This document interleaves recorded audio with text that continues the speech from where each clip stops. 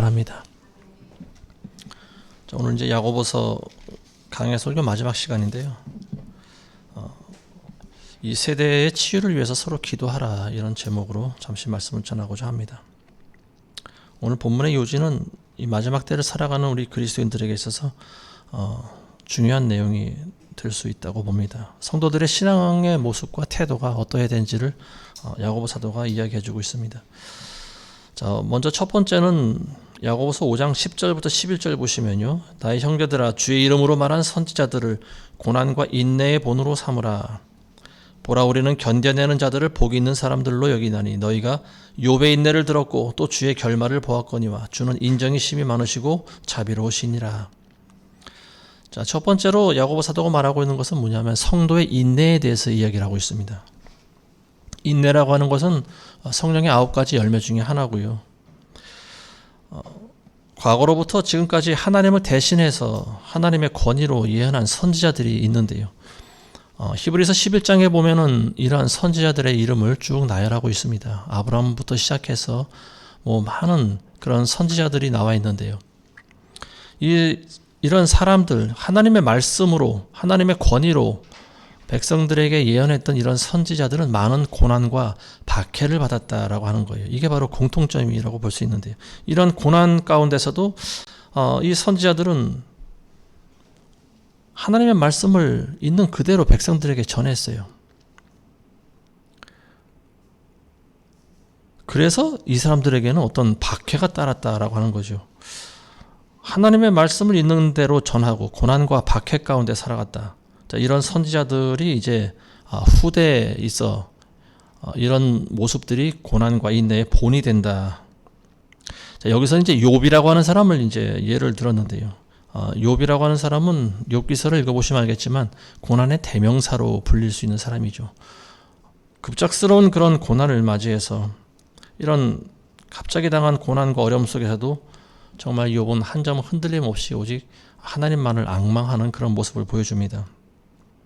그래서 하나님께서는 욥의 결말을 다시 회복시켜 주시는데요, 좋게 채워주십니다. 이전보다 갑절의 복을 허락해 주세요. 모든 짐승들의 수가 2배로 더 많은 그런 재물도 채워주시고요, 또 자식들도 다시 예전과 같은 그런 수의 자식들을 다시 또 허락하십니다. 그래서 하나님께서는 인정이 많고 자비로우신 분이다, 이렇게 이야기를 하고 있는 거죠. 5장 13절에 보시면은 고난받는 자가 있느냐, 그는 기도할 것이요, 즐거워하는 자가 있느냐, 그는 시로 노래할지니라. 고난받을 때 하나님께 원망하거나 불평하지 마시기 바랍니다. 우리가 하나님을 믿는데도 이러한 고난이 따른다라고 하면은 이것은 하나님께서 우리를 시험하시기 위해서, 우리 믿음을 시험하기 위해서 주신 연단일 수도 있다라고 하는 거죠. 고난 가운데 오히려 하나님을 찬양하고 그리고 기도하시기 바랍니다. 자, 그리고 야고보 사도가 말하고 있는 두 번째는 뭐냐면 함부로 맹세하지 말라고 하는 말입니다. 야고보서 5장 12절에 보시면요, 나의 형제들아, 무엇보다도 맹세하지 말라. 하늘로도 말고 땅으로도 말며 어떤 다른 맹세도 말지니라. 다만 너희가 예할 것은 예하고 아니라 할 것은 아니라 하여 정죄에 빠지지 않게 하라. 자, 맹세를 하지 말라고 하는 말은 예수님께서 하신 말씀이시죠. 마태복음 5장 34절 이하에 보면 나는 너에게 말하노니 아예 맹세하지 말라, 이런 말씀하십니다. 하늘로도 말고 땅으로도 말지니. 자, 하늘로도 말라는 것은 하늘이 하나님의 보좌이기 때문에 함부로 맹세하지 말라는 거죠. 그리고 땅은 그분의 발판이고 예루살렘으로도 맹세하지 말지니 이는 위대한 왕의 도성이기 때문에 그렇다. 그리고 너희 머리로도 맹세하지 말지니 이는 내가 머리카락 하나도 희거나 검게 할 수 없기 때문이라. 오직 너희 말은 예면 예고 아니면 아니오로 하라. 그 이상의 것은 무엇이든지 악에서 나오는 것이라, 이런 말씀하십니다. 여기서 예수님 말씀하시는 것은 너희의 능력이 없다라고 하는 말입니다. 우리가 가지고 있는 능력은 없고 우리는 보잘것이 없는 존재라고 하는 거죠. 왜냐하면 우리는 머리털 하나도 나거나 하게 할 수 없다라고 하는 거예요. 머리털 하나도 희게나 검게 할 수 없다라고 하는 거죠. 우리 자신의 몸조차 어찌할 수 없는 우리가 함부로 하나님의 이름을 갖다 대면서 맹세를 하지 말라고 하는 거예요. 자, 이런 맹세를 섣불리 하다 보면 어떤 일이 생기는가? 결국은 사람을 속이고 하나님을 욕되게 하는 결과가 생길 수가 있습니다. 그리고 본인 자신도 심한 정죄감에 빠질 수 있다라고 하는 거예요. 그러니까 차라리 지키지 못할 그런 맹세는 지키지 않는 것이 낫다라고 하는 말입니다. 그리고 세 번째는 뭐냐? 병든 자를 위해서 지금 서로 기도하라고 하는 거죠. 14절에 보시면 너희 중에 병든 자가 있느냐? 그는 교회 장로들을 청할 것이요. 장로들은 주의 이름으로 그에게 기름 붓고 그를 위해 기도할지니라. 병든 자를 위해 기도하라고 하는 거예요. 예전에는 병자들이 있으면은 성도들이 가서 구역 식구들이 가서 기도를 해주고 예배를 드립니다. 많은 경우에 병자들이 나아요. 근데 요즘은 병자들을 위해서 기도하는 그런 기도가 좀 많이 사라진 것 같습니다. 모든 인간들은 태어나면 늙고 병들고 죽고 생로병사의 과정을 다 거치게 돼 있어요. 이것은 에덴 동산에서 주어진 하나님의 선고죠. 인간을 향한. 근데 하나님께서는 이런 인간들에게 생로병사의 과정을 주셨지만 그로 인한 인간들의 슬픔을 알고 계시는 분입니다. 병든 자의 고통을 아시고 또 죽음의 슬픔도 하나님께서는 알고 계시는 분이에요. 그래서 예수님께서는 이 땅에 오셔서 목자 없는 양처럼 유리하고 방황하는 이스라엘 백성들 보면서 예수님은 눈물을 흘리셨던 분입니다. 그래서 사역하실 때 많은 병자들의 병을 고쳐주셨어요. 일일이 다 하나도 빠짐없이 본인에게 찾아온 병자들의 병을 고쳐주셨다고 성경은 기록하고 있습니다. 자, 우리가 죽은 사람을 살릴 수는 없다고 봅니다. 저는 어느 나라에 가면은 가끔 죽은 사람이 살아났다고는 보지만 성령의 어떤 전적인 개입이 없이는 있을 수가 없는 일이죠. 우리 인간의 능력으로 할 수가 없는 거예요. 그렇지만 우리가 병자들을 위해서 기도할 수는 있다고 봅니다. 그리고 그런 믿음의 기도는 오늘날에도 얼마든지 병자를 일으킬 수 있는 힘이 있다고 저는 믿습니다. 자, 병에는 육체적인 그런 질병이 있고요. 정신적인 질병이 있어요. 육신의 질병은 약을 먹으면 금방 회복되는 경우도 많아요. 물론 암과 같은 그런 고질병은 잘 낫지가 않습니다. 병이 나도 다시 또 재발하는 경우가 많이 있어요. 그리고 또 후유증이 생길 수도 있고요. 저는 의사가 아니라 육신적인 질병에 대해서는 언급을 안 하려고 합니다. 제가 말씀드리고 있는 건 뭐냐면 마음의 병, 정신병에 대해서 좀 말씀을 드리고자 싶어요. 수많은 현대인들이 요즘 정신적인 질병으로 고통당하고 있다고 저는 생각합니다. 많은 분들이 아마 이 말씀에 공감하고 계실 거예요. 비단 어떤 정신병 환자라서 신경쇠약 어떤 그런 관련된 약을 먹지 않는 그런 분들이라 할지라도 지금 이 세상 가운데 수많은 사람들이 많은 정신적인 질환을 가지고 있다라고 저는 믿습니다.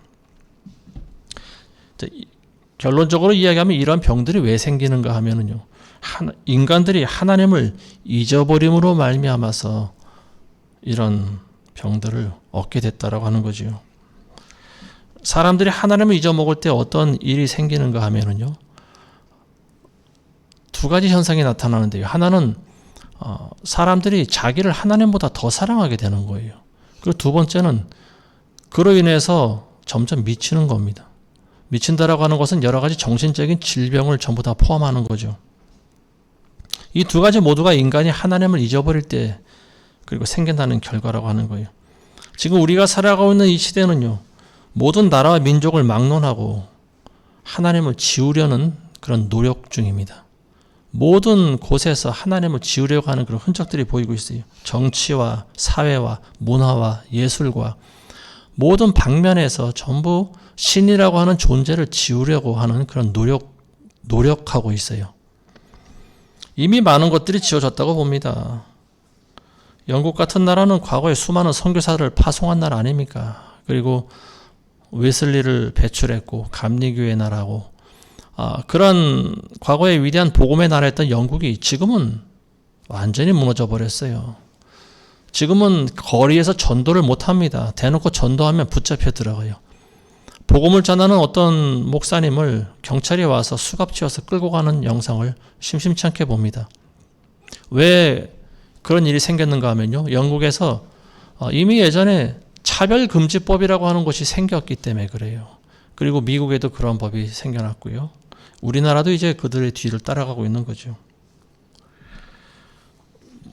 어느 목사가 길거리에서 동성애가 죄라고 스피커에 대고 설교를 하는 걸 본 적이 있는데요. 바로 누가 신고를 했는지 경찰이 와서 끌고 갑니다. 그러면서 목사에게 하는 얘기가 뭐냐면은 당신은 변호사를 선임할 수 있고 이 자리에서 아무 말할 필요 없습니다. 그러면서 당신이 한 말은 어떤 소수의 사람들에게 상처를 주고 피해를 줬습니다. 그래서 당신은 법정에 서야 됩니다. 이런 식의 그런 멘트를 하는 경찰을 볼 수 있는데요. 며칠 전에 한 영상을 제가 봤습니다. 미국 상원 청문회에서 질의가 열리는 그 장면이 영상으로 나왔는데요. 공화당에 있는 그 조시라고 하는 의원이 캘리포니아에 있는 버클리 법학대학원 교수라고 하는 그 여교수에게 질의한 그 내용이에요. 이 여자 교수는요, 급진적인 그런 법 해석으로 유명한 사람인데요. 최근 뜨고 있다고 해요. 이 급진적인 법적 해석이다라고 하면 어떤 건가 하면요. 일례로 생물학적인 그런 성별 개념에 도전하는 발언을 했다고 해요. 자, 이게 무슨 말인가 싶죠. 생물학적 성별 개념. 쉽게 말해서 인간이 남자와 여자 외에 또 다른 성이 있다라고 이야기를 하고 있는 거죠. 그런 사람들은 이제 트랜스젠더라고 하는데요. 트랜스젠더도 보니까 분류가 굉장히 많아요. 보도 듣도 못한 그런 단어를 이야기하고 있는데요. 이게 이제 법학과 교수가 이 청문회에 나와서 이야기를 하는 거예요. 그 의원이 그녀한테 이렇게 질문을 했습니다. 남자와 여자가 다른 점이 무엇이냐? 그랬더니 여러 가지 이상한 말을 하는데 무슨 말인지 이해를 할 수가 없어요. 그러니까 이제 듣다 못한 이 의원 다시 물어봅니다. 그럼 남자도 임신을 할 수 있냐? 그랬더니 그 교수가 뭐라고 하냐면 당신의 질문은 트랜스포비아적입니다. 이렇게 이야기를 하고 있어요. 트랜스포비아가 뭐지? 그래서 또 공부를 하게 됐습니다. 제가 한번 찾아봤어요. 그랬더니 트랜스포비아라고 하는 말이 뭐냐면요. 트랜스젠더를 배척하고 혐오하는 것을 의미하는 그런 단어라고 한답니다. 굉장히 좀 어려운 단어죠. 만들어낸 단어죠. 트랜스포비아라고 하는 것이 뭐냐면 트랜스하고 이제 포비아. 포비아라고 하는 말은 이제 공포증 이런 말을 의미하는 의학 용어입니다. 트랜스라고 하는 것은 이제 트랜스섹슈얼을 이야기하는 거죠. 원래는 반대되는 개념을 가지고 있는 그런 말이에요. 그러니까 이 트랜스포비아라고 하는 것이 뭐냐면 트랜스젠더에 대한 공격적인 단어라고 하는 거죠. 그러니까 이 여 교수는 트랜스젠더들을 가르치는 입장에서 남자와 여자만을 인정하는 듯한 그런 질문을 한 그 공화당 의원에게 당신의 질문 자체가 트랜스포비아적이다라고 하는 거예요. 그러니까 그런 말을 해서는 안 된다라고 하는 말입니다. 아니, 사람이 남자와 여자로 분명히 하나님이 지으셨고, 그리고 우리는 수천 년간 남자와 여자로 두 가지의 성만 우리는 보면서 살아왔습니다. 그건 누가 가르칠 필요도 없는 거예요. 태어나면서부터 자연적으로 알게 되는 거예요. 근데 지금 이 시대에는 남자와 여자 말고도 새로운 성이 생겨난다라고 하는 거죠. 호모나 게이 정도의 단어는 우리가 들어봤을 수가 있어요. 근데 이런 이상한 젠더들, 남자도 되고 여자도 되고 중간성이 있고 또 자기 마음에 따라서 성을 결정할 수 있는 이런 법이 미국에 이미 생겼다라고 하는 거죠. 제가 언젠가 한번 언급한 적이 있는 것 같은데요. LA에 살고 있는 제 처남이 저에게 이야기해 준 내용 한번 말씀드리지 않았습니까? 수영장에서 탈의실에 있는 옷을 갈아입는데 남자가 불쑥 들어오더라는 거예요. 완전히 생물학적인 남자예요. 있을 거 다 있고 이런 남자가 와서 옷을 갈아입어서 깜짝 놀라서 이제 거기 매니저한테 항의를 했더니 얼마 전부터 법이 바뀌어서 그런 방침을 정했다라고 하는 것이 이제 그쪽 수영장 쪽의 대답이었고요. 아무 문제가 없다라고 하는 거죠. 법적으로. 왜냐하면 그 남자는 생물학적인 남자는 자기가 여자라고 이야기를 했다라고 하는 거죠. 여자라고 이야기를 했고 그리고 자기가 가지고 있는 모든 아이디 카드에 여자로 기록되어 있기 때문에 이 사람 여자라고 하는 거예요.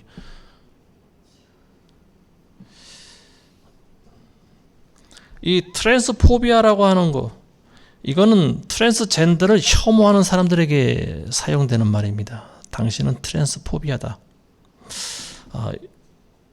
이런 말들이 자꾸 지금 나오고 있는데요. 이게 그걸 제가 보다 보니까 저도 머리가 좀 혼란스러워져요. 이게 도대체 왜 이런 단어가 자꾸 나오고 왜 사람들을 혼란시킬까? 혼란을 가중시킬까? 제가 봤을 때 이런 말들을 만들어낸 사람들은 미친 사람이 아닌가? 저는 그런 생각이 듭니다. 그리고 그런 미친 사람들 밑에서 이런 강의를 듣는 학생들도 전부 다 미쳐가는 거죠. 이 사람이 대학 교수라고 하는 거예요. 그것도 유명한 버클리 대학 법대 교수가. 근데 그 이제 여교수가 주장하는 게 뭐냐면은 이런 트랜스포비아들이 성소수자들을 차별한다라고 하는 거죠. 그래서 그들이 많은 사람들이 자살한다라고 하는 거예요.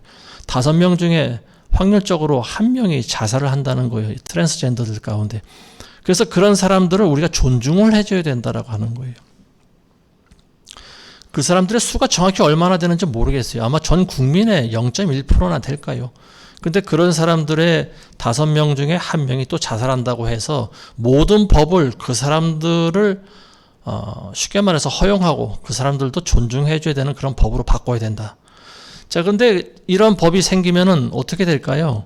소수를 위한 다수가 전부 피해를 보지 않겠습니까? 근데 그건 상관이 없다는 거예요. 그러니까 지금 미국 사회가 미쳐가고 있다라고 하는 거죠. 우리가 파리올림픽 보면서 우리가 생생히 눈으로 봤지 않습니까? 생물학적으로 남자가 여자와 권투 시합을 하는 거예요. 근데 이게 정당하다라고 하는 거죠. 남성 호르몬이 절대적으로 많은 이 권투 선수가 아무리 체중이 같다고 해도 남자하고 여자는 타고난 그 힘과 근력에서부터 차이가 날 수밖에 없어요. 근데 그걸 허용하는 거예요. 이 사람은 법적으로 여자다라고 하는 거죠. 생물학적인 남자라고 해도 법적인 여자면은 여자라는 거예요. 자, 이게 귀에다 갖다 걸면 귀걸이가 되는 거고, 코에다 갖다 걸면 코걸이가 되는 거고. 지금 세상이 이렇게 지금 법이 점점 미쳐가는 법을 만들고 있는 세상입니다. 이게 뭐 먼 나라의 일만은 아니죠. 우리나라에서도 똑같은 거죠. 우리나라 민주당도 마찬가지 아닙니까? 저 미국의 민주당이나 우리나라 민주당이나 어쩌면 그렇게 똑같을까 그런 생각이 들어요. 지금 차별금지법을 이 민주당 의원들이 지금 계속 발의를 하고 있는데요. 이걸 통과시키려고. 심지어는 신학교에서도조차 이런 말도 안 되는 동성애 같은 것을 이제 허용해야 되지 않겠는가. 이런 움직임이 이제 예전부터 나오는 것 같아요. 이 동성애라고 하는 거 사실은 그리스도인이라고 하는 사람들은 이거는 뭐 언급할 만한 가치도 없는 거죠. 근데 지금 그게 중요한 의제가 되었다라고 하는 거예요. 신학교 곳곳에서 보면은요, 동성애 문제에 가지고 발의하고 질의하는 그런 내용을 볼 수가 있는데요. 너무 이건 안타까움을 넘어서서 이건 정말로 한심한 거죠. 신학 교수라고 하는 사람들이 저 정도 지식밖에 없을까? 성경을 한 번만 읽어도 아는 거 아니겠습니까? 근데 왜 점점 이런 문제가 왜 점점 이슈가 되고 왜 전문인들이 그런 문제에 대해서 같이 머리를 싸매고 회의를 해야 될까? 굳이 그런 생각이 드는 거죠. 점점 이 세계가 이 세상이 미쳐가고 있다라고 하는 거예요. 이런 일들이 우리 주변에서 너무나 많이 보이고 있죠. 산책을 하다 보면 심심치 않게 많은 사람들이 아이를 안고 유모차를 끌고 가는 걸 보는데요. 가까이 가서 보면 사람이 아니에요. 짐승이에요. 열에 7, 8은 개나 고양이를 태우고 갑니다. 그걸 보면서 드는 생각이 있어요. 저 사람 미친 사람이구나. 자기 자식에게도 하지 않을 만한 그런 끔찍한 예우를 짐승들에게 하고 있다라고 하는 거예요. 개나 고양이한테 자기를 뭐라고 하냐면 엄마라고 해요. 그리고 자기를 아빠라고 해요. 그럼 짐승이 뭐가 되냐? 짐승 입장에서는 사람인 거죠. 짐승을 사람으로 부르는 거예요. 이름 부르면서 자기 자식 취급을 합니다. 이거는 하나님을 굉장히 모독하는 행위입니다. 성경 어디에도 짐승을 그렇게 인격적으로 대화하라고 하는 구절이 한 군데도 없습니다. 왜냐하면 언급할 가치조차 없기 때문에 그래요. 에덴 동산에서 모든 생물들을 다 만들고 인간을 지으셨을 때 하나님께서는 너희는 이것들을 다스리라고 그랬어요. 저들과 같이 어울려 살라고 하지 않으셨습니다. 물론 개나 고양이나 우리 인간들이 그동안 기르면서 살아왔어요. 그렇지만 지금처럼은 아닙니다. 과거 우리 부모님들이 짐승 키울 때는 그냥 묶어놓고 도둑 지키는 용도로만 썼어요. 잡아먹지 않으면 다행이죠. 개 같은 경우에. 근데 지금은 그게 아니에요. 짐승이 사람보다 더 좋은 예우를 받고 있습니다. 그리고 문제는 키우는 그 주인이 짐승을 사람 취급한다라고 하는 거죠. 짐승을 사람 취급한다라고 하는 것은 둘 중에 하나예요. 짐승을 사람처럼 자기가 인식을 하든지 아니면 자기가 짐승의 그런 삶을 살든지 둘 중에 하나입니다. 개가 인간이든지 아니면 인간이 짐승이든지 둘 중에 하나인 거예요. 크리스찬이라고 하는 사람들, 많은 교회 다니는 사람들 중에도 개나 고양이 키우는 사람들이 아마 많이 있을 겁니다. 뭐 키우는 건 좋아요. 요즘엔 뭐 마당이 없는 아파트에서 많이 사니까 아파트에서 키우는 것도 봐줄 수는 있습니다. 그렇지만 개에 대해서 너무 끔찍하게 개 고양이에 대해서 너무 많은 돈을 들이지 마시기 바랍니다. 그냥 알아서 병이 들어서 죽으면 죽게 내두세요. 그게 짐승을 대하는 방법입니다. 사람도 못 고치는 비싼 병원에 데리고 가서 개나 고양이한테 수천만 원 돈을 들이시는 걸 하나님이 과연 기뻐하실까요? 그런 건 과거에 만일 한 20년 전만 해도 누가 그렇게 짐승을 사랑했다라고 하면요, 미친 사람 소리 듣습니다. 근데 지금은 이런 미친 사람들이 너무 많다 보니까요, 이런 게 미친 행동이라고 사람들이 이야기를 안 하는 거예요. 사람들은 지금 점점 미쳐가고 있습니다. 사회적으로 미쳐가고 있고요. 국가적으로 미쳐가고 있습니다. 이 세상은 점점 비진리가 진리가 되고요. 선이 악이 되고 비상식이 점점 상식이 되고 있습니다. 그래서 트랜스포비아라고 하는 이런 단어가 생겨난 거예요. 그런 질문을 하면 안 된다라고 하는 거예요. 인간이 남자와 여자 두 가지밖에 없는데 성이 그렇게 말하면 안 된다라고 하는 거예요. 남자가 아기를 낳을 수 있습니까? 그런 질문도 해서는 안 된다라고 하는 거예요. 왜냐하면 그거는 누구나 알 수 있는 답이기 때문에 자신들이 자기들의 그 목적에는 부합하지 않는 대답이라고 하는 거죠. 자, 이 사람들이 원하는 게 뭘까요? 사회 혼란이겠죠. 그리고 사람들을 전부 미친 사람으로 만들어 버리는 거겠죠. 비상식을 상식으로 만들어 버리는 거고요. 선을 악으로 만들어 버리는 겁니다. 그리고 악을 선으로 만드는 거죠. 반복되는 교육은 진실을 거짓으로 만들어요. 그리고 거짓을 진실로 만듭니다. 이게 교육의 힘이에요. 반복시키면은요, 사람들은 가짜도 진짜로 믿습니다. 북한이 그렇지 않습니까? 어릴 때부터 북한에서는 아이들에게 김일성이 신이라고 가르쳐요. 우리 수령 아바이 동무라고 가르칩니다. 우리의 아버지라고 가르쳐요. 그러니까 사람들은 거기서 나고 자란 사람들은 자기를 낳아준 육신의 아버지보다 김일성을 더 진짜 아버지라고 여기는 거예요. 그러니까 동상을 세워서 우상화시켜도 모두 그대로 따라합니다. 자기를 낳아준 부모가 당이나 김일성에 대해서 뭐 조금 험담을 한다고 하면요, 바로 자식들이 부모를 고발해버려요. 이게 오호 담당제죠. 자, 이제 이런 전 국가적으로, 전 세계적으로 사람들이 미쳐가고 있는 이런 현상이 결론적으로는요, 하나님을 잊은 세대이기 때문에 그렇습니다. 점점 하나님을 잊어가고 있는 세대예요.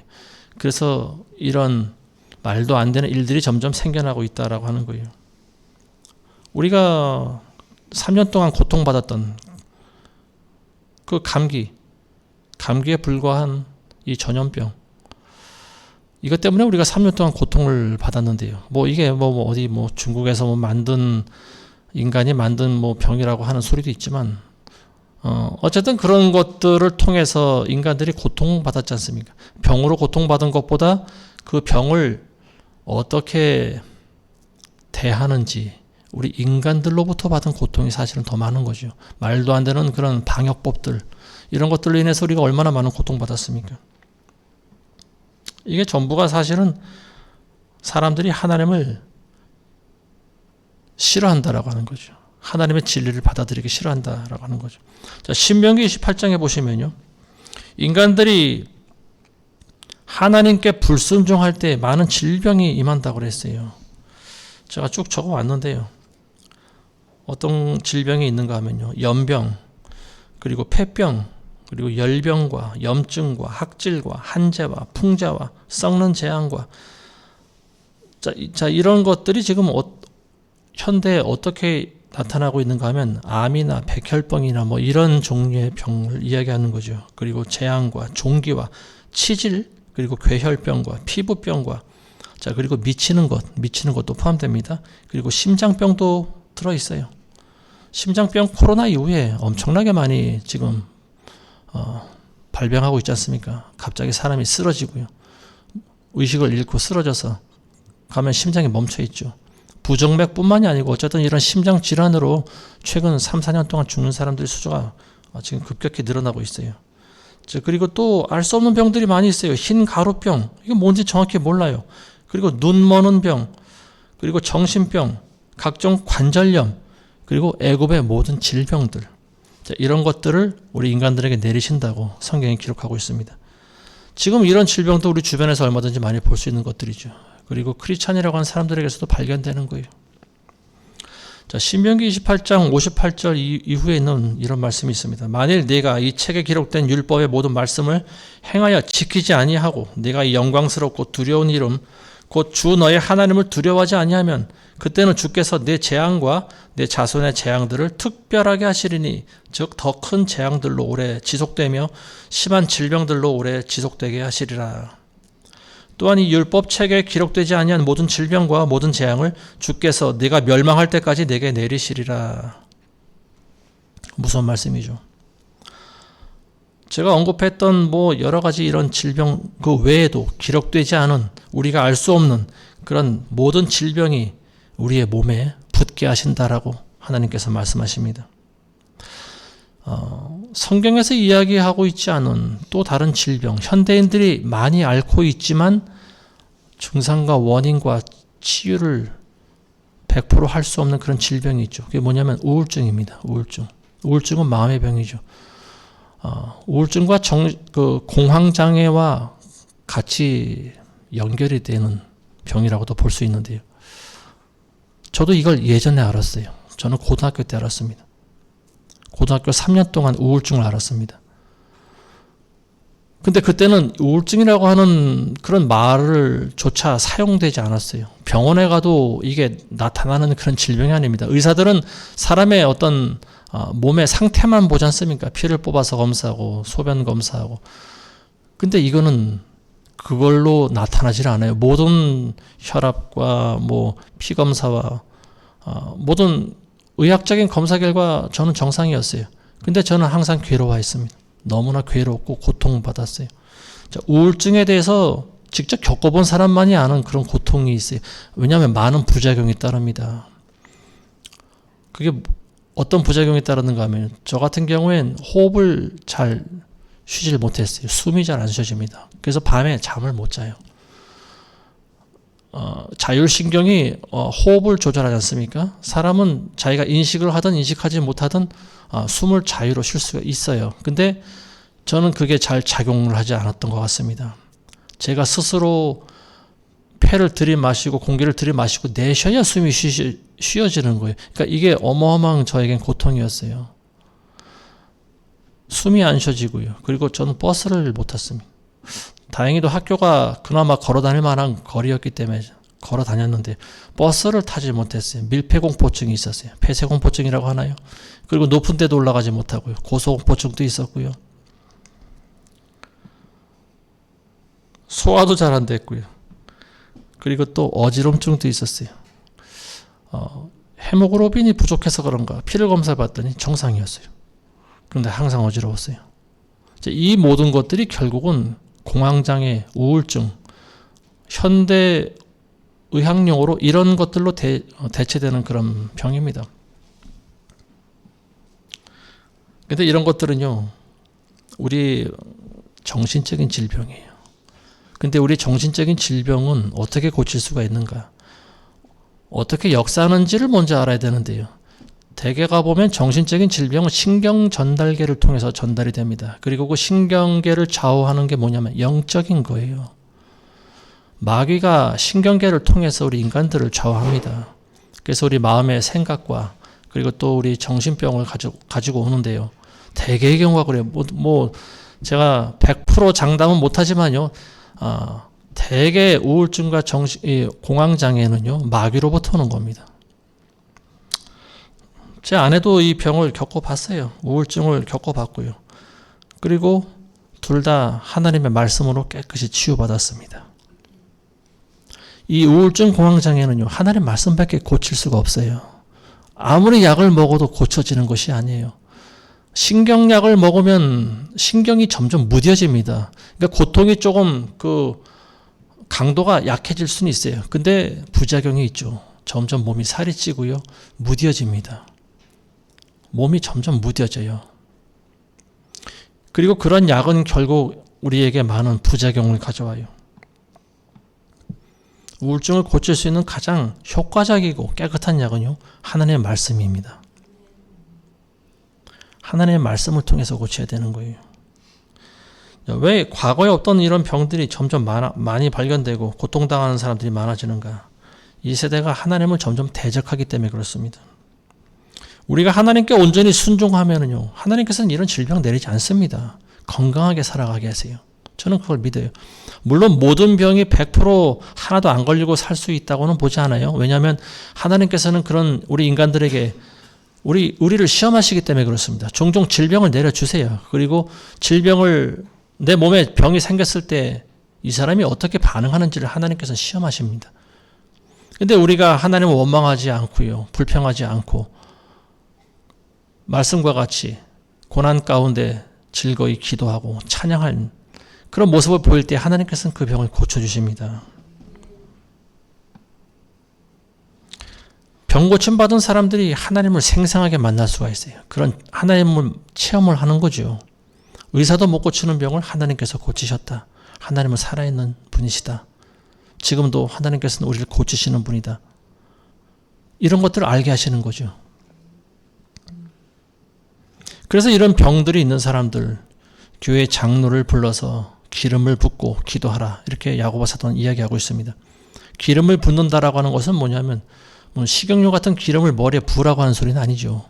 그게 뭐냐면요. 성령의 기름 부음을 이야기하고 있습니다. 성령의 기름 부음이 있으면 병이 낫는다라고 하는 거예요. 성령의 역사는 악한 영을 쫓아냅니다. 빛이 들어오면 어둠은 사라지게 돼 있어요. 단순한 논리지만 많은 사람들이 이걸 행하지 않습니다. 제가 우울증으로 혼자 있을 때 한번 쓰러진 적이 있어요. 어지럽다고 그랬잖아요. 항상. 근데 갑자기 너무나 많이 어지러운 거예요. 마치 팽이처럼 천장이 팽팽팽팽 도는 거예요. 그때 집에 아무도 없었습니다. 공부하다가 갑자기 막 너무 어지러운 거예요. 그래서 누워있는데 천장이 막 팽이처럼 돌아가는데 저는 죽는가 보다 싶었어요. 근데 그때 저도 모르게 예수님을 찾게 됐습니다. 그래서 물에 빠지니까 정말 사람이 급하게 되니까 하나님을 찾는다고 제가 죽게 되는 상황에서 하나님을 불렀어요. 예수님 제발 좀 살려주세요. 그랬더니 조금 있다가 어지러움이 서서히 거치기 시작하더니 말끔해졌습니다. 근데 저는 그거를 깨닫지를 못했어요. 그냥 자연적으로 없어진 줄 알았습니다. 근데 나중에서야 알았어요. 예수님의 이름에 이처럼 놀라운 능력이 있다라고 하는 사실을 뒤늦게 알게 됐습니다. 3년 동안 가진 고생 톡톡히 한 다음에 뒤늦게 깨달았어요. 그때 내가 왜 성령을 달라고 더 간구하지 않았을까? 내가 왜 그때 더 하나님을 간절히 찾고 기도하지 않았을까? 그때 우리가 이러한 원리를 알고 마귀를 쫓아냈다라고 하면은요, 우울증은 깨끗이 나갔을 텐데, 저는 그런 아쉬움이 좀 남습니다.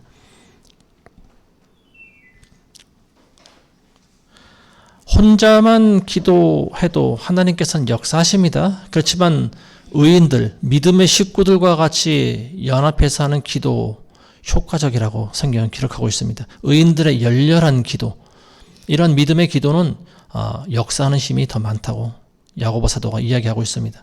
그래서 교회에 믿음이 있는 사람들, 이러한 장로들, 이런 사람들을 불러다가 같이 기도하라는 말입니다. 먼저는 우울증 귀신을 쫓아내야겠죠. 많은 사람들의 정신계에 붙어서, 신경계에 붙어서 역사하는 그런 악한 영을 꾸짖고 쫓아내야 됩니다. 대개의 경우 나가요. 물론 끈질기게 안 나가는 영들도 많이 있어요. 근데 어쨌든 이런 악하고 더러운 영들은요, 우리 주변에서 심심치 않게 볼 수가 있습니다.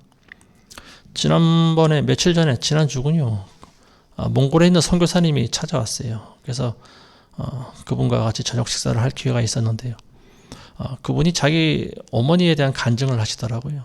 근데 자기 어머니가 이제 본인이 그 아들이 신학교 들어가고 전도사하고 심지어 선교사로 파송받아서 몽골에서 있는데도 그 어머님이 잘 돌아오질 않더래요. 근데 어쨌든 결론만 말씀드리면 그 어머니에게 악한 그 조상의 귀신이 들으셨다고 합니다. 조상의 귀신. 그러니까 그 대대로부터 역사하는 귀신들이 있잖아요. 근데 그 어느 날 그 어머니를 놓고 기도를 하다가 그러한 갑자기 현상이 나타났다고 그래요. 그 어머니가 자기 시아버지의 목소리를 하더랍니다. 그러면서 기도하는데 이 영혼은 얘는 내 거야 하면서 내가 데려갈 거야 하는 소리가 그런 참 음침한 그런 남자의 목소리가 나온 거예요. 그래서 이 몽골 선교사님이 더 강하게 기도했다고 합니다. 이 영혼은 네 게 아니고 이건 하나님 거다. 이건 예수님의 영혼이야.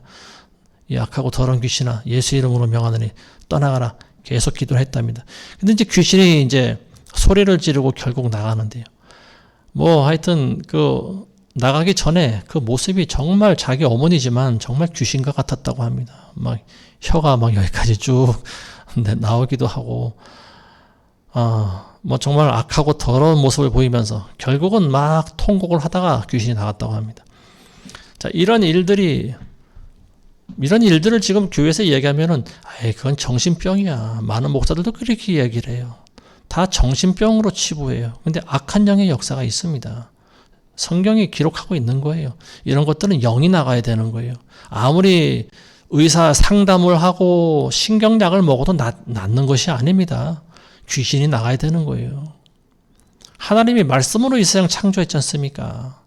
하나님의 영으로 우리는 지음받았잖아요. 그리고 마귀가 있지 않습니까? 사탄의 영이 있어요. 눈으로 보이는 세상이 다가 아닙니다. 우리는 질병이 들기 전에 먼저 그 질병의 배후에서 악한 영이 역사하는지를 우리 살펴봐야 됩니다.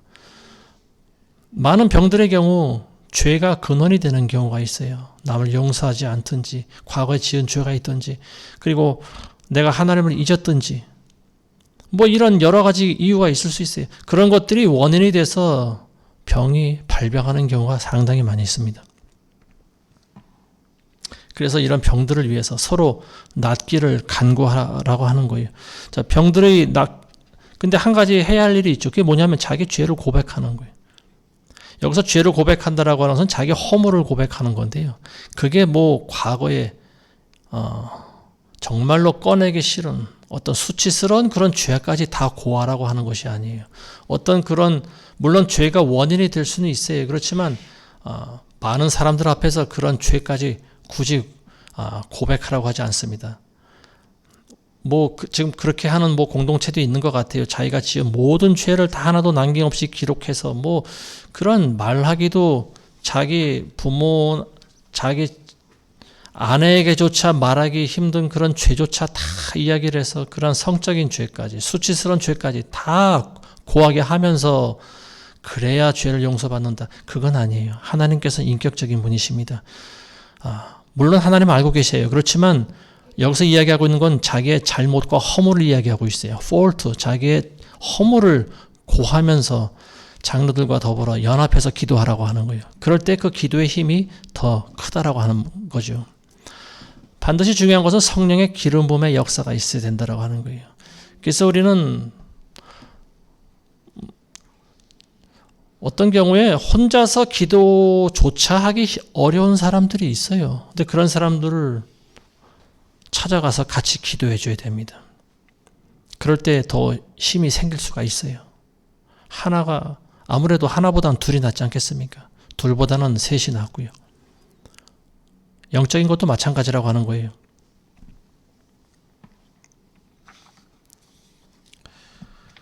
말라기서에 보면 이런 말씀이 있습니다. 하나님을 경외하면 공의로운 해가 떠올라 치료하는 광선을 비추리니 너희가 외양간에서 나온 송아지 같이 되리라. 아멘. 하나님을 경외하면요, 하나님께서 치료해 주십니다. 우리의 죄를 회개하고, 우리가 하나님께 우리의 죄를 회개하고 고쳐달라고 하나님께 간절히 기도하면 하나님 고쳐주시는 분이에요.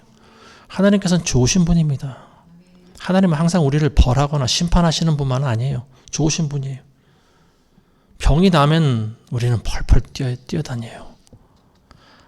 예수님께서 안전뱅이를 고치니까 어떻게 됩니까? 두 발로 벌떡 일어나가지고 걷기도 하고 뛰기도 하고 하나님을 찬양하지 않습니까? 이처럼 된다라고 하는 거예요. 오랫동안 우울증 귀신에 붙잡혔던 사람들이 그 귀신이 나가면 얼마나 좋을까요? 펄쩍펄쩍 뛰면서 울면서 기도하고 하나님을 찬양하지 않겠습니까?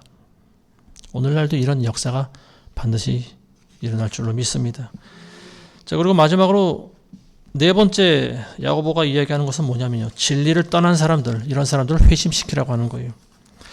19절에 보시면 형제들아 너희 가운데 누가 진리를 떠나 과오를 범할 때 누군가 그를 회심하게 한다면 그 죄인을 자신의 잘못된 길에서 돌아서게 하는 그 사람은 한 사람의 혼을 사망에서 구원하게 될 것이며 수많은 죄들을 덮게 되리라는 것을 그로 하여금 알게 하라. 교회 안에도 보면 진리를 모르는 사람들이 있습니다. 목사들이 제대로 하나님의 말씀을 가르치지 않고요, 또 본인도 성경을 한 번도 읽어보지 않은 사람들이 부지기수예요. 자, 교회는 지금 점점 진리를 떠나고 있고요, 미혹되어 가고 있는 그런 상황인데요. 그래서 세상이 점점 더 미쳐 들어가고 있는 거예요. 그러니까 그 안에 있는 교회 아니라고 할지라도 많은 사람들이 진리를 모르는 사람들이 많이 있어요. 그러다 보니까 또 하나님의 말씀을 배우지 못한 사람들이 또 교회에 실망해서 교회를 떠나는 사람들도 많이 있어요. 자, 믿음을 떠나 세상에서 방황하는 사람들을 보면요, 그 사람들에게 다시 복음의 진리를 전해주라고 하는 말이에요. 그래서 그 사람을 회복시키고 그 사람을 구원하게 되는 거죠. 결국은 하나님 말씀을 전해야 된다라고 하는 거예요. 자, 우리가 그 사람을 놓고 기도할 때 절대로 우리 힘으로는 되진 않죠. 성령의 힘을 의지해서 우리가 기도하는 거죠. 그리고 하나님의 역사하심을 바라보는 거예요. 그리고 우리가 해야 할 일을 하는 거죠.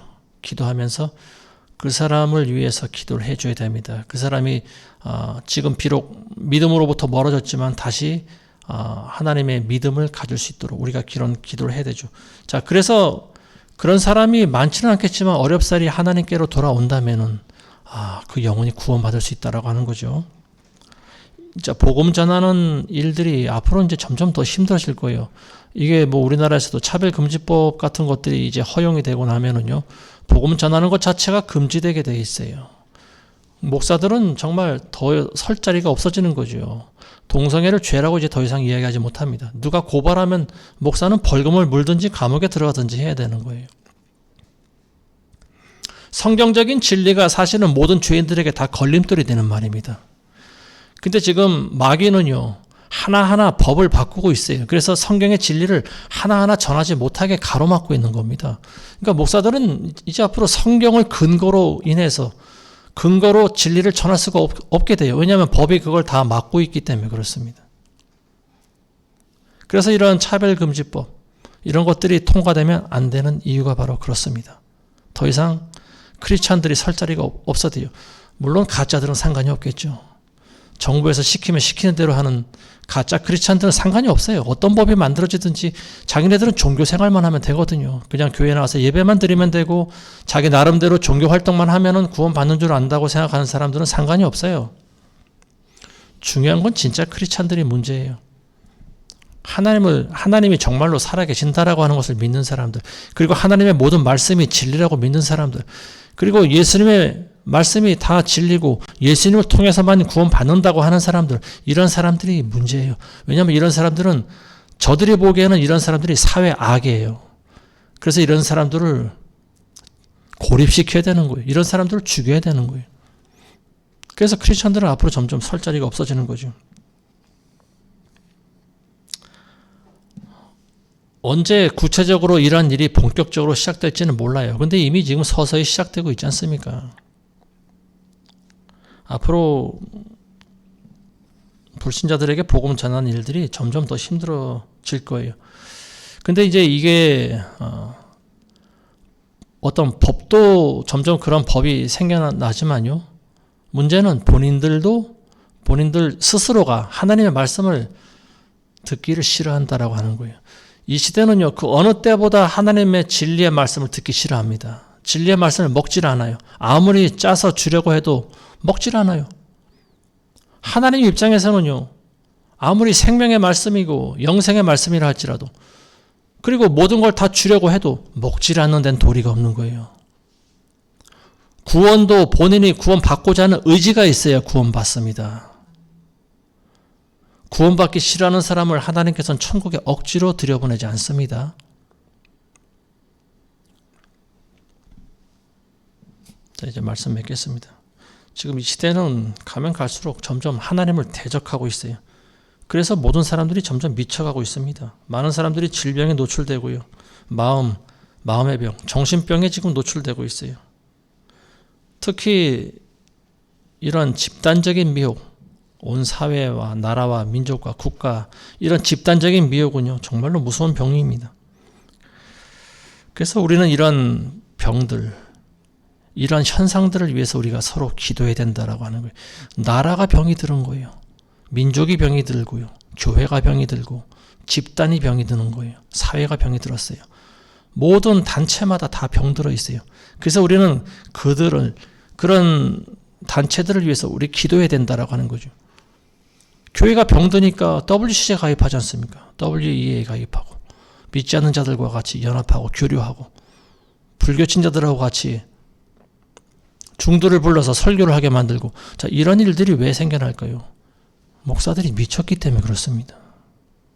심한 말인지 몰라도 목사들이 미쳤기 때문에 그런 거예요.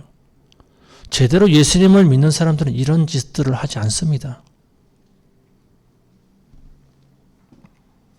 야고보 사도가 말한 이 마지막은 뭐냐? 첫째는 인내하는 것이요. 둘째는 함부로 맹세하지 말고요. 세 번째는 이런 미쳐가는 세상에서 여러 가지 질병에 노출되어 있는 사람들과 단체를 위해서 우리가 그들을 치유시켜달라고 기도하는 일입니다. 이게 굉장히 중요한 거죠. 그리고 마지막으로 복음을 전하라고 하는 거예요. 우리가 간절히 기도하면 하늘에서 응답하신 줄로 믿습니다. 야고보 사도는 엘리야라고 하는 선지자를 예를 들었어요. 엘리야도 우리와 성정이 같은 사람인데 엘리야가 기도하니까 하늘에서 비가 그치고 또 엘리야가 기도하니까 비가 내려서 열매를 맺지 않느냐. 기도하면 하나님께서 역사하신다라고 하는 거죠. 우리도 엘리야와 같은 그런 기도의 사람이 될 수 있다고 이야기하는 거 아니겠습니까? 아무쪼록 이 말씀을 듣는 모두에게 오늘 말씀과 같이 야고보 사도의 말씀을 잘 지키고 이행하셔서 승리하시는 모두가 되시길 주의 이름으로 축원합니다. 기도하겠습니다. 하나님 아버지 감사합니다. 이 시대는 인간들이 하나님을 잊어먹고 또 점점 대적함으로 말미암아 미쳐가고 있습니다. 진리가 비진리가 되고 비상식이 상식이 되고 있는 그런 세상에 살고 있습니다. 선이 악이 되고 악이 선이 되고 있는 이런 세상에서 우리 그리스도인들은 점점 설 입지가 좁아지고 있나이다. 그러나 하나님, 우리를 긍휼히 여기시고 마지막 때 이 타락하고 더러운 세상 우리가 끝까지 인내하며 살아낼 수 있도록 십자가의 삶을 허락하여 주옵소서. 성령의 역사하심과 하나님의 기적을 우리가 날마다 체험하며 살아갈 수 있도록 우리 모두에게 힘을 허락하여 주옵소서. 예수님의 이름으로 기도드리옵나이다. 아멘.